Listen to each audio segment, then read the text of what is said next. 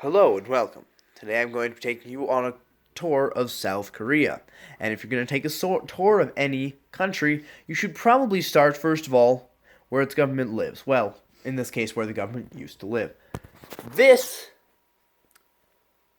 is Gyeongbokgung Palace. I'm sorry if my pronunciation isn't right. I have an American tongue. Now, this is the main royal palace of the dynasty that built it. It is the largest of the 5 grand palaces built by the Joseon dynasty. It served as the home of kings of the Joseon dynasty. It continued to serve as the main palace of the dynasty until the premises were destroyed by fire and abandoned for 2 centuries. However, in the 19th century, all of the palace's 7,700 rooms were restored. In the early 20th century, much of the palace was systematically destroyed by Imperial Japan. Since then, the walled palace complex is gradually being restored to its original form.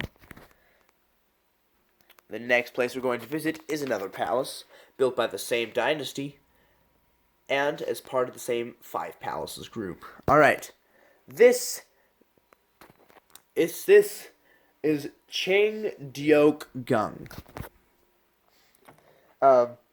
It was the most favored palace of many Joseon princes, and retained many elements dating from the Three Kingdoms period that were not incorporated in the more contemporary Gyeongbokgung, the palace we just barely visited. One such element is the fact that the buildings of Cheongdeokgung blended with the natural topography of the site instead of imposing themselves upon it. And it was also heavily damaged during the Japanese occupation. Currently, only about 30% of the pre-Japanese structures of the East Palace complex survive. Alright. Now, Korea is also home to a fairly large esports arena. If you're not familiar with the concept of esports, it's basically sports. Not sports. It's basically multiplayer video games that are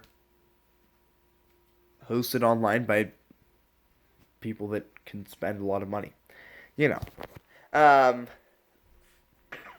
StarCraft is a major esport in South Korea. And the current StarCraft 2 world champion is from South Korea. Now we are going to go to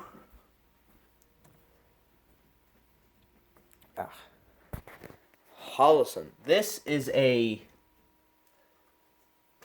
beautiful location, and then up close at one of its lake.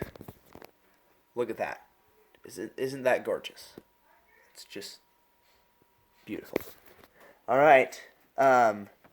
Next is Namdaemun Gate. This gate dates all the way back to the 14th century, so that's just plain cool. All right, the final place I'm going to show you is Hwaesong Fortress. Look at that. This fortress is a fortification surrounding the center of Suwon. And this fortress includes King Jeongji's palace, Hanggung. The fortress and enclosed palace were designated as a World Heritage Site by UNESCO in 1997.